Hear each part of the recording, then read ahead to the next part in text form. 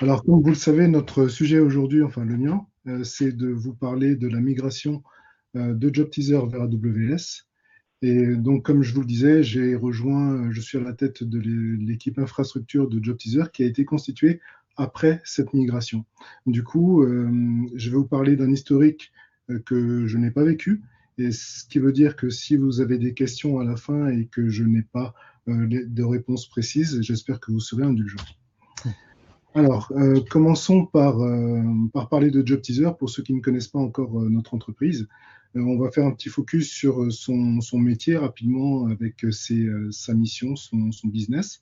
Et on va parler de l'infrastructure avant la migration vers AWS. Donc, JobTeaser propose depuis 2008 une plateforme en ligne qui met en relation les étudiants d'une part, les universités et les grandes écoles, mais aussi les entreprises d'autre part. L'objectif principal, c'est d'accompagner les nouvelles générations pour les aider à mieux s'orienter, à se révéler et à s'accomplir professionnellement. Donc, on pourrait comparer JobTeaser un petit peu à un LinkedIn pour étudiants, à cela près que nous avons développé ce qu'on appelle les Career Centers, qui sont une porte d'entrée vers JobTeaser, mais aux couleurs des écoles. Donc, lorsque les étudiants cherchent à s'orienter et se connectent sur l'intranet de l'école, en fait, ils sont servis par JobTeaser, qui les met en relation avec des employeurs potentiels ou des entreprises pour leur stage, leur alternance, etc. En chiffres, ça donne 260 salariés aujourd'hui, 3 millions d'étudiants, 700 établissements scolaires partenaires et 80 000 entreprises clientes. Parlons maintenant d'infrastructure. Et lorsqu'on parle d'infrastructure avant la migration sur AWS, on peut mettre des guillemets et parler d'infrastructure parce que cette infrastructure en mode on-premise, elle a connu trois stades différents. Et on a commencé avec un embryon d'infrastructure qui était en fait un serveur dédié unique qui faisait tourner notre application. Et une fois qu'on a atteint certaines limites techniques au niveau du trafic, on a décidé d'opérer un changement et donc de séparer la base de données du frontal. Et ça nous a donné donc un couple de machines qui fonctionnaient ensemble pour propulser notre application. Et une fois qu'on a atteint un nouveau palier et donc de nouvelles limitations en termes de trafic, eh bien, nous sommes passés aux machines virtuelles en mettant en place de la réplication et de l'équilibrage de charge. Quelque chose qui ressemble à peu près à ce que vous pouvez voir ici, avec différentes couches du haut vers le bas, avec du filtrage de trafic et puis de l'équilibrage de la charge sur des frontaux. Et comme on peut le voir ici, bah, on commence à avoir une infrastructure qui est donc structurée, avec des rôles qui sont clairement définis et donc des machines qui fonctionnent de concert de manière intelligente pour produire le service qui sous-tend le business de JobTeaser. Alors, dans ce mode-là, on avait une infogérance des ressources d'infrastructure qui nous limitait pas mal, puisque on faisait appel à un infogérant qui s'occupait des ressources qu'on provisionnait chez un hébergeur français qui est très connu. Et le catalogue de VM de cet infogérant était assez limité. Leur expertise était très profonde, mais pas très large. Du coup, lorsque nos équipes avaient besoin d'explorer de nouvelles versions d'un serveur de base de données, par exemple, eh bien souvent, ils se heurtaient au problème que ce serveur de base de données, en tout cas dans cette version-là, n'était pas disponible dans le catalogue de notre infogéreur. Et donc ça a été une première limitation. Une autre contrainte qui a beaucoup joué dans notre décision, c'était le fait d'avoir des délais de provisionnement très longs. Lorsqu'on passait une commande pour avoir un serveur, il était possible qu'on soit livré 2 voire 3 semaines plus tard. Et pour faire tenir ce délai dans les sprints et l'organisation des développements de nos équipes, ça devenait de plus en plus compliqué. Ensuite, par rapport aux compétences, cet infogéreur qui s'occupait complètement de notre infra, il n'avait en interne aucune compétence sur Kubernetes. Et comme on le verra tout à l'heure, pour nous, ça a été un facteur très limitant et qui a déclenché la transition. Alors pourquoi on a changé On avait quand même des motivations qui étaient drivées par le business et ces motivations, c'était euh, réduire le time to market pour pouvoir livrer plus souvent des incréments de valeur sur la plateforme Et puis, pour développer ces incréments de valeur, on avait besoin de plus en plus d'équipes de dev. Et par rapport à nos ambitions à l'international et la phase ascendante dans laquelle on se trouvait, eh bien, on était limité par le fait d'avoir un monolithe. Et donc, la décision a été prise d'extraire le monolithe, de l'éclater en microservices pour permettre, on va dire, une mise à l'échelle du nombre de développeurs au sein de JobTeaser. On a eu d'autres motivations aussi liées à la conformité. C'était l'époque où les RGPD commençaient à devenir un sujet très important dans les services informatiques. Des sujets liés à la scalabilité, puisque JobTeaser était en phase ascendante et on avait de nouveaux marchés qui s'ouvraient, on signait énormément de nouvelles écoles et donc on avait beaucoup plus de trafic. Il nous fallait une infrastructure capable de supporter tout ça. Un besoin technique des équipes, c'était d'avoir des environnements qui sont ISO avec la production, de façon à limiter le nombre de surprises que l'on peut découvrir une fois que les développements passent en production, et un besoin de fiabilité de l'infrastructure, et aussi le besoin d'avoir un terreau d'innovation, donc un contexte dans lequel on peut explorer, innover, tester des choses. Et tout ça, ça nous a conduit à travailler avec AWS et réarchitecturer notre applicatif de façon à fonctionner avec Kubernetes. Donc, qu'est-ce qu'AWS nous apporte dans cette optique-là? Eh bien, toute la partie scalabilité, puisqu'on tire parti de tout ce qui est élasticité des instances et le provisionnement rapide des ressources. Il y a aussi tout ce qui est lié à la fiabilité, puisque un VPC va nous permettre d'agréger plusieurs data centers en une seule ressource virtuelle. Et ça nous permettra d'être résilient aux pannes qui pourraient survenir sur un data center. Et qu'est-ce que Kubernetes nous apporte? Kubernetes, c'est l'orchestration des conteneurs et c'est donc la possibilité d'avoir un service qui tient en fait sur un certain nombre de microservices et donc d'avoir plus de développement en parallèle, géré par différentes équipes qui ne se marchent pas sur les pieds, comme ça a pu être le cas avec le monolithe. Et en ligne de mire, ce qu'on avait, c'était une réorganisation de notre équipe technique avec une redistribution des rôles lié à l'approche des microservices avec le fameux You Build It, You Run It. Donc, à ce moment-là, on prend la décision d'aller sur le cloud. Une fois que le management a pris cette décision-là, eh bien, on a dû mettre en place une stratégie de migration que l'on va voir ensemble juste après. Pour dérouler cette stratégie, on a dû s'appuyer sur un certain nombre de soutiens et organiser l'équipe en interne en fonction de ce chantier de migration. Alors, notre stratégie de migration, comme je vous le disais tout à l'heure, elle reposait aussi sur une réarchitecture de la plateforme et donc quelque chose capable de plus coller aux besoins de développement agile et la méthodologie Lean. Et donc, on a retenu Kubernetes, les conteneurs. Et donc, on passe de VM qui sont infogérés par un tiers chez un hébergeur traditionnel à des conteneurs qui sont orchestrés par Kubernetes dans le cloud chez AWS. Et cette stratégie de réarchitecturer notre plateforme au passage lors de la migration, eh bien, elle s'écarte de la stratégie qu'on appelle le lift and shift, dont Mario nous parlera sans doute tout à l'heure. Et c'est une stratégie qui nous incite à simplement déplacer les workloads, les VM de notre hébergeur traditionnel vers le cloud, sans forcément réarchitecturer les choses, tout simplement pour réduire le temps de migration, mais aussi pour réduire le nombre de risques auxquels on doit faire face. Mais pour nous, cette approche ne nous apportait pas toute la valeur que nous souhaitions obtenir, car elle était essentiellement liée à la mise à l'échelle de l'équipe pour pouvoir délivrer plus de features plus rapidement. Alors, pour aller dans le cloud et surtout pour avoir cette ambition de réarchitecturer notre applicatif au passage, eh bien, on a pu s'appuyer sur l'aide d'entreprises externes, donc de prestataires. Le premier, c'était une boîte de consulting qui nous a permis de cadrer le projet et nous nous sommes appuyés sur leur expertise de façon à combler les manques de compétences qu'on avait en interne vis-à-vis de la gestion des ressources d'infrastructure, vis-à-vis des conteneurs, mais aussi vis-à-vis du cloud.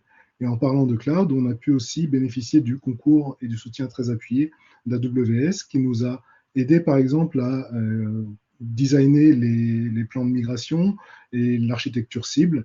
Et AWS nous a aussi apporté un soutien financier qui a rendu toute cette opération beaucoup moins risquée et beaucoup plus viable économiquement.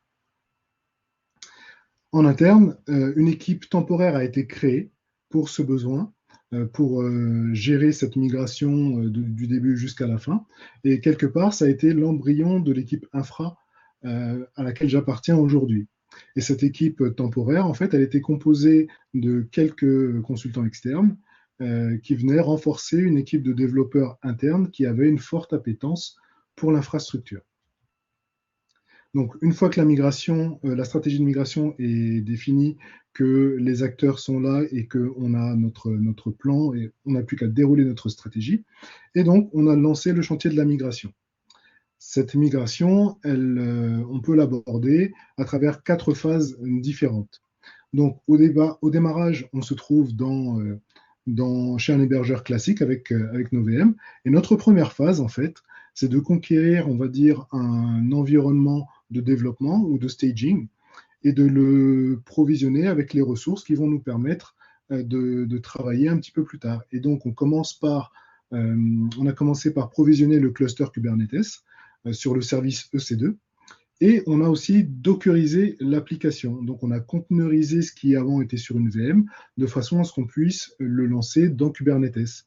Et on a mis en place le pipeline de CI/CD qui nous permet de lier les développements avec une intégration et un déploiement continu pour que les workloads se retrouvent orchestrés par Kubernetes et donc disponibles sur le cloud AWS. Une fois que ces ressources ont été mises en place, eh bien, nous avons lancé une première phase de test de charge de façon à nous assurer que nos ressources étaient bien dimensionnées de façon à pouvoir recevoir le trafic qu'on avait en cible. Une fois qu'on a eu cette première itération sur les ressources d'infrastructure en mode cloud, nous sommes passés à la création du compte de production. Et donc, on a recommencé l'opération en provisionnant le cluster Kubernetes dans un premier temps. Et comme l'application était déjà dockerisée et que le pipeline de CI/CD était déjà en place, nous avons pu nous concentrer sur la validation de la sécurité réseau. Puisqu'il s'agit d'un environnement de production, il vient avec des enjeux et des risques plus importants que l'environnement de staging. C'est pour ça qu'on a dédié du temps à cette étape-là. Et ensuite, on a relancé une campagne de test de performance pour nous assurer que les ressources qui étaient disponibles en production étaient bien dimensionnées pour recevoir le trafic. Troisième phase, c'est le transfert des données. Donc, transférer des fichiers. Ces fichiers, ça pouvait être des assets, les images, les CSS, les JS, tout ce qui permet de faire tourner l'application dans le navigateur, mais aussi tout le contenu qui avait été uploadé auparavant par nos utilisateurs, leurs CV, leurs photos, etc. Et donc, tous ces fichiers-là ont été transférés sur des buckets S3 ou sur des volumes EBS, par exemple, pour le partage entre les instances, EFS, pardon. Et on a terminé avec le transfert des bases de données. Et une fois que les ressources de production ont été branchées au stockage de données, que ce soit à travers les bases de données ou à travers les volumes, eh bien, nous avons opéré la bascule du trafic de façon à ce que le trafic ne soit plus géré par l'infrastructure qui était on-premise, mais directement par ce qu'on a sur le cloud AWS. La dernière phase de la migration, j'ai préféré la mentionner, même si ce n'est pas une phase technique, c'était une phase d'alignement des équipes. D'une part, les équipes techniques, pour qu'elles prennent en compte le nouveau contexte correctement dans leur gestion au quotidien des ressources d'infrastructure, chose qu'on ne faisait pas vraiment avant, puisqu'on utilisait les services rendus par un infogéreur. Et la montée en compétences liée à tout ce qui concerne l'écosystème cloud AWS. Donc, il a fallu aligner les équipes techniques, mais aussi les équipes commerciales pour qu'elles adaptent leur discours au nouveau contexte, puisqu'on bénéficie d'un certain nombre de normes, par exemple, qui viennent avec AWS et ses différents services. Alors, quels sont les résultats de cette migration? Ben, je vous propose d'aborder ce sujet, d'abord de voir à peu près techniquement ce que ça a changé pour nous, d'aborder les chiffres importants pour mieux comprendre ce qui a pu changer. Ensuite, je vous propose de lister les points positifs, les points moins positifs, et de terminer avec la liste des buts que l'on a réussi à atteindre. Alors, vous devez vous souvenir du slide de l'infrastructure qui était bien défini au niveau du diagramme que je vous ai présenté tout à l'heure. Eh bien, on est arrivé sur une infrastructure qui est mieux définie, je dirais, mieux maîtrisée par l'équipe technique, mais plus complexe quand même à aborder, puisqu'on est passé de quelques machines virtuelles à quand même une flotte de conteneurs orchestrés par Kubernetes qui est assez importante et qui pourrait éventuellement être considérée comme plus complexe à gérer. Mais cette complexité apparente, eh bien, elle est assez contrebalancée par un certain nombre d'avantages que l'on a pu acquérir. Alors, excusez-moi, je passe un peu trop vite. Alors, en termes de chiffres, qu'est-ce que ça a été cette migration? Eh bien, en termes de durée déjà, ça nous a pris 11 mois. Ça a nécessité 2 mois de préparation et ensuite 11 mois d'exécution pour créer 2 comptes AWS, un premier pour la dev ou le staging et le second pour la production.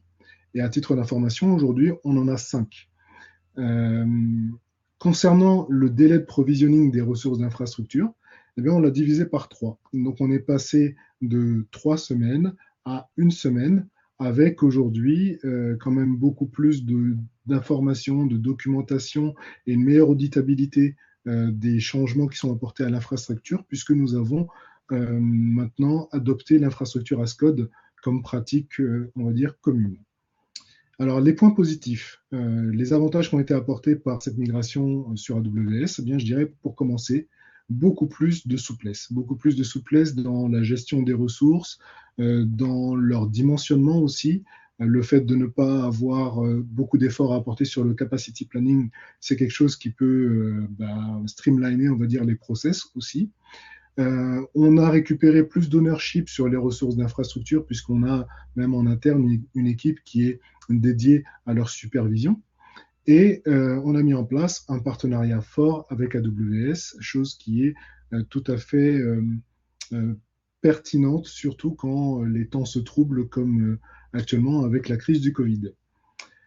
Alors, il y a des points qui sont moins positifs et qui ne sont pas forcément liés au cloud provider, mais nous n'avons pas forcément suivi de manière très, très soutenue les bonnes pratiques au niveau technique.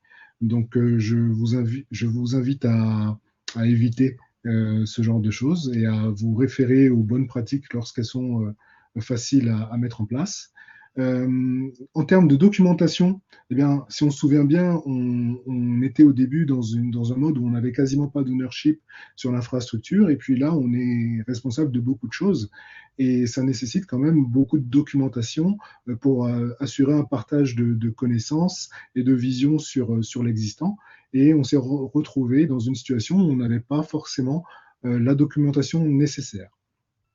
Et c'est sans doute un corollaire de tout ça, mais en termes de gouvernance des coûts, eh bien, on s'est retrouvé dans une situation où on a constaté qu'on n'était pas très bon pour faire simple. Mais on a quand même, grâce à cette migration, atteint nos objectifs tout simplement. Donc notre time to market a été réduit de manière très importante. Nos équipes sont beaucoup plus autonomes et peuvent innover beaucoup plus maintenant que notre infrastructure est portée par les services AWS, puisqu'on a un certain nombre de services, de produits qui sont disponibles sur l'étagère et qui peuvent être testés très rapidement et je dirais même dans l'espace d'un après-midi pour tester de nouvelles choses et éventuellement mettre en place, s'appuyer sur de nouveaux paradigmes. Notre infrastructure, elle est prête à scaler et donc à remplir les objectifs de notre business en termes de croissance du trafic et des utilisateurs. De la même façon, notre équipe technique, une fois que l'approche des microservices a pu être implémentée sur notre infrastructure, eh bien, l'équipe technique a pu grandir et on est passé d'une quinzaine de développeurs, je dirais, à environ 70, ce qui est assez important et qui n'est pas facile à organiser. Et cette équipe technique, eh bien, en fait, globalement, son niveau de maturité il a augmenté puisqu'elle a plus de responsabilités et plus d'emprise sur les ressources qui sont nécessaires aux applications. Alors en parlant d'équipe, il y a quand même des impacts organisationnels qui sont assez faciles à apprécier. Ces impacts, ils sont liés aux ressources, ils ont aussi quelque chose à voir avec les compétences au sein des équipes et aussi sur les process que l'on utilise, que l'on pratique au quotidien. Alors, en termes de ressources, eh bien, ça a nécessité quand même de notre part un certain effort.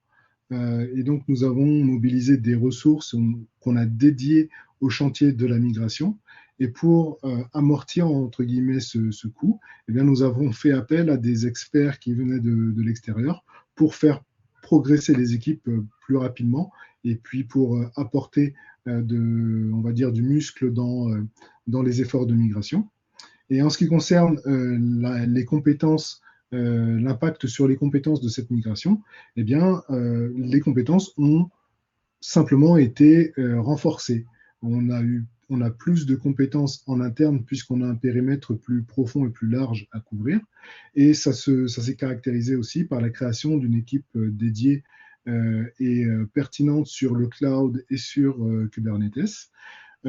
Ça nous a aussi forcé à partager de manière plus systématique l'information et la connaissance à travers la documentation. Et l'effet, c'est de faire monter le niveau de compétence générale des équipes techniques. Et on a fait monter aussi le niveau de compétence de nos développeurs qui, en plus de leur art, ont eu à maîtriser le développement d'applications dans les conteneurs et le développement d'applications, on va dire, cloud native. Donc ça, c'est quelque chose qui a été assez apprécié par nos équipes, qui ont beaucoup poussé quand même pour qu'on passe à Kubernetes, puisque ça leur apportait de la valeur et ça leur permettait de fonctionner de manière plus sereine avec les ressources d'infrastructure. Et c'est donc quelque chose d'assez bénéfique pour l'équipe technique au global et in fine pour JobTeaser. En termes de process, eh bien, il a fallu qu'on s'adapte à ce nouvel écosystème et qu'on facilite aussi l'adaptation à ce nouveau écosystème à travers du mentoring. Et donc, on a mis en place un certain nombre de process d'accompagnement des développeurs par l'équipe infra qui régulièrement leur facilitait le travail, le provisioning des ressources à travers l'infrastructure as code, et puis aussi des sessions de mentoring de façon à rendre nos équipes de développement plus sereines, compétentes et autonomes sur les ressources d'infrastructure. Alors, quelques points d'attention sur lesquels je voudrais qu'on s'attarde un tout petit peu. 2 points seulement. Le premier, ce sont les bonnes pratiques. Et le second, c'est les priorités business. Les bonnes pratiques, c'est très simple. Je dirais qu'il faut les suivre au maximum. Ça nous permet de réduire le risque. Et en ce qui concerne la migration, ça permet de réduire son coût. Je pense je ne prends pas beaucoup de risques si je dis que plus une migration est longue, plus elle coûte cher. Et en suivant les bonnes pratiques, on peut s'assurer de bien la dimensionner et d'en obtenir finalement le retour sur investissement qui est escompté au préalable. Et en ce qui concerne l'investissement, le business, je dirais de rester focus sur ses priorités et de n'entreprendre une migration vers AWS que pour de bonnes raisons. Si vous avez besoin de scalabilité et donc d'adresser de nouveaux marchés ou de changer, entre guillemets, le dimensionnement de votre service parce que vous mettez en place un partenariat qui fait que vous allez avoir beaucoup plus d'utilisateurs, vous pouvez réfléchir sereinement à migrer vers AWS parce que c'est, je dirais, l'avantage numéro 1 de migrer sa workload dans le cloud, c'est la scalabilité. Si vous avez des besoins forts au niveau de la haute disponibilité et de la fiabilité de votre service, je dirais que effectivement, migrer sur AWS, ça va vous apporter quelque chose, puisque tout est orienté dans cet écosystème pour être tolérant aux pannes. Donc ça, c'est la partie reliability et aussi la haute disponibilité. Et dernier point, sur AWS, vous avez quand même beaucoup de mécanismes et de bonnes pratiques et de services qui vous rendront la vie beaucoup plus facile en termes de gestion de votre infrastructure au quotidien pour assurer le service que vous rendez à vos utilisateurs. Donc, si ça fait partie de vos préoccupations et des besoins business, je dirais vous êtes mature pour aller sur AWS. Alors, pour conclure, s'il y avait 4 points à retenir de ce partage d'expérience, eh bien, je vous dirais d'abord que le passage sur AWS, donc la migration dans le cloud, eh bien, c'est un jalon qui est très important si vous souhaitez changer de dimensionnement pour votre business. Et donc, si vous avez besoin de passer à l'échelle, eh bien, allez dans le cloud, ça va marcher. Et pour cela, vous aurez besoin d'expertise. Du coup, si vos équipes sont très orientées produits, très orientées développement, et que vous n'avez pas forcément en interne des gens qui ont de l'expérience sur les applications cloud native et sur tout ce tout ce qu'implique la migration vers le cloud, je vous invite très fortement à vous faire accompagner. Vous pouvez être accompagné par AWS directement, et surtout à travers les programmes dont Pierre va nous parler tout à l'heure, mais aussi être épaulé, accompagné par des entreprises qui vont vous fournir l'expertise et donc les experts qui vont vous faciliter le passage au cloud pour en bénéficier de tous les atouts sans pour autant passer par les choses trappes et les erreurs que vous pourriez, sur lesquelles vous pourriez tomber lors de cette transition. Le fait de travailler aussi avec des entreprises partenaires, donc des entreprises externes, ça vous permettra de créer des partenariats forts. Et ces partenariats forts, vous pourrez en tirer bénéfice tout au long de votre vie d'entreprise, je dirais même au-delà de la migration en réalité. Et là, je vous parle plus d'expérience. C'est pas la première fois que je travaille avec AWS. Et en termes de partenariat, c'est vraiment un acteur sur lequel vous pouvez compter. Par exemple, lorsqu'il s'agit de réduction de coûts ou de s'assurer que les ressources financières qui sont allouées à l'infrastructure sont bien allouées et qu'on n'a pas de gâchis, pour faire simple, eh bien, ce sont des gens qui sont tout à fait compétents et disponibles pour aborder ces sujets-là. Et ce n'est pas tous les jours qu'on tombe sur un fournisseur qui arrive à aligner ses intérêts avec les vôtres aussi bien. Et donc, je vous dirais que si vous avez la possibilité de travailler avec eux, faites-le, ça risque d'être gagnant. Et puis, pour terminer, le fait de transitionner vers le cloud, ça vous permettra aussi de rassurer vos investisseurs. Si comme nous, pardon, vous vous trouvez dans une démarche de levée de fonds, comme on l'a été l'année dernière, eh bien, ça pourra rassurer vos investisseurs sur votre capacité à passer à l'échelle et donc à conquérir de nouvelles parts de marché. Je me souviens que lors des due diligence, sur la partie technique, eh bien, toute la documentation que l'on a pu produire par rapport au fonctionnement dans le cloud, par rapport aux ressources que l'on a chez AWS, eh bien, ça a permis de rassurer les auditeurs et d'attester quelque part du niveau de maturité de l'équipe technique et donc de faciliter in fine la levée de fonds et aussi le succès de Job Teaser à cette époque. Voilà.